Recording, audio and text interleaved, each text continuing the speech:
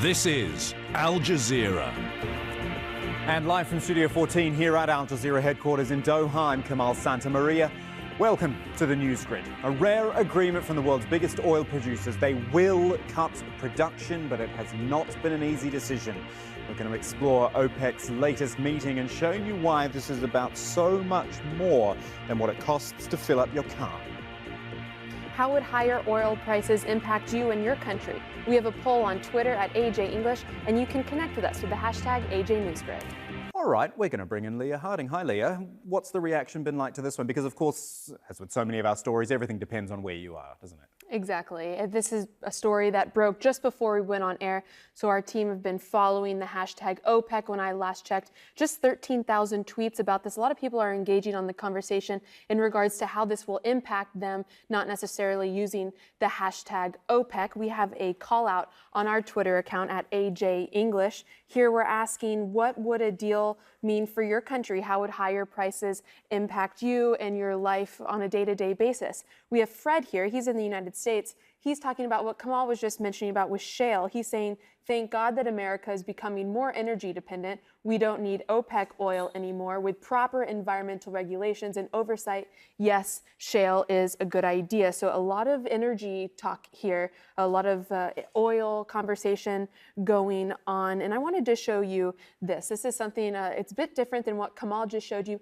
because this is looking at the price of crude oil across the span of 8 years. Let's keep in mind the last time there was a decision like this from OPEC was 8 years ago here, and it's been a dance of trends all across, up and down the price market. Of course, the lowest just earlier this year when a barrel was about $33 per barrel. A definite dance, as I said, and trends going up and down throughout 8 years. But here we are at 50.47.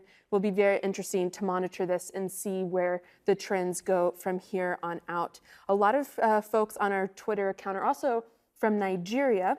If you're in Nigeria, be sure you check out this poll online. We have Abdul Jalil here. He was saying that higher prices will help bring my country, Nigeria, out of the recession we're facing. And a real countryman here, he's saying, if my country's economy can improve with the type of leadership we have, my standard of living will improve, even if prices are higher. So that's his conversation there. But many of you have very similar thoughts. Do you agree or disagree with what Abdul Jalil had to say? And if you're watching on Facebook Live, the question that we've posed to you is, how will this impact you? We're really interested to hear what you have to say. So if you're watching, be sure you comment there and talk to one of our producers and really engage. We'd love to hear from you. You can write to me directly at Leah Harding, AJE, or join the broader conversation with the hashtag AJNewsGrid. Thank you, Leah. Who said economic stories were boring, right? Leah, what have you seen on this online? Because this seems to be, as I've just seen from the reaction we have of people watching, it's something they care about and they're looking out for it now.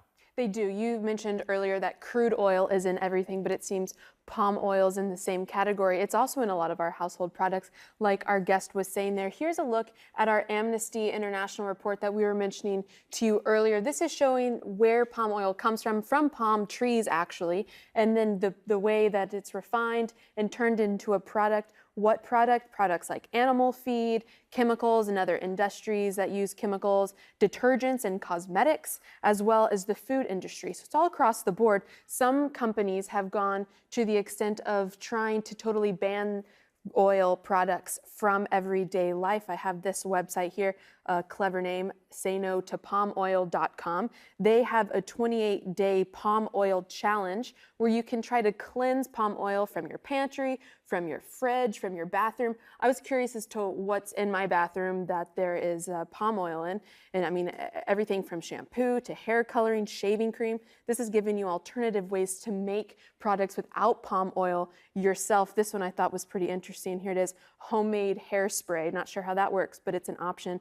I have some of these products, didn't know they didn't have palm oil, but they give you a whole list of alternative products. If you don't want to make them, you can buy them. Some countries have gone so far as to put a tax on palm oil, different products. In France, there's actually a Nutella tax because Nutella have been very outspoken for the fact that they do use palm oil. They're very open about that. Here on their website, Nutella.com, they list it as one of their main ingredients, just a second one after sugar. Of course, sugar is number one. We we've all had Nutella, but palm oil, they express they get it from a certified source, from a sustainable palm oil location. So though they say they use it, they say they use a safe one for the environment. There's also a conversation going on in Italy with the parent company Ferrero, who own Nutella, saying that Ferrero, you should think again. In a rebuttal conversation to that online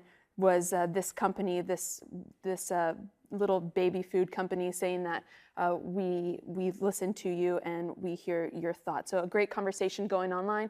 You can use the hashtag AJNewsGrid or tweet to me directly at Leah Harding, AJE.